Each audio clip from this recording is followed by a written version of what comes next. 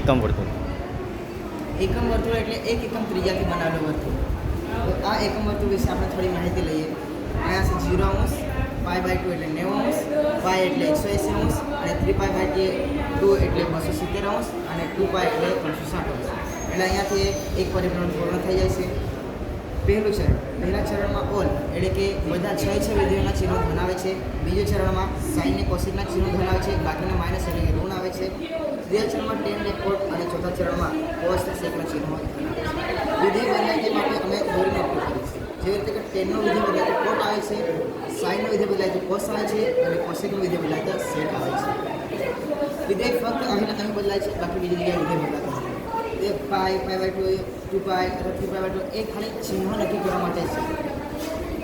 આપણે કેટલાક ઉદાહરણો દ્વારા સમજીશું. એટલે કે સાઇન π - x. સાઇન π માઇનસ એટલે π અહીંયા છે અને માઇનસ એટલે આ બાજુ જશું. એક આ ચરણમાં છે. બીજા ચરણમાં સાઇન ને કોસિકના ચિહ્નો ધન હોય છે અને આ સાઇન π - x એટલે માટે સાઇન x એ ધન આવશે. આપણે અત્યારે એક વિધેય બદલાય તેનું ઉદાહરણ જોઈશું.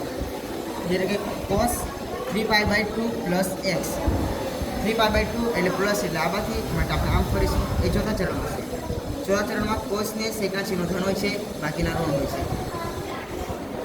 માટે કોસ એ ધન આવશે, પણ અહીં વિધેય બદલાય છે માટે કોસનું વિધેય બદલાય તો શું થાય? સાઇન. એટલે અહીંયા સાઇન x લખું છું. અને આપણે એક સમૂહ કયા ચરણમાં હોય છે એવા પણ દાખલા આવે છે, જેને આપણે કેવી રીતે સરળ યાદ રાખવા માટે અમે આ બનાવ્યું. જે કે રકમમાં ઉલ્લેખ કરેલો હોય કે x એ ત્રીજા ચરણમાં છે. એક સપોર્ટ હંમેશા બીજા ચરણમાં જ આવે છે અને x એ બીજા ચરણમાં હોય તો x સપોર્ટ એ પહેલા ચરણમાં આવે છે અને x એ પહેલા ચરણમાં અપવાદ રીતે x સપોર્ટ એ પહેલા ચરણમાં આવે છે. જો x એ ચોથા ચરણમાં આવે તો x સપોર્ટ એ બીજા ચરણમાં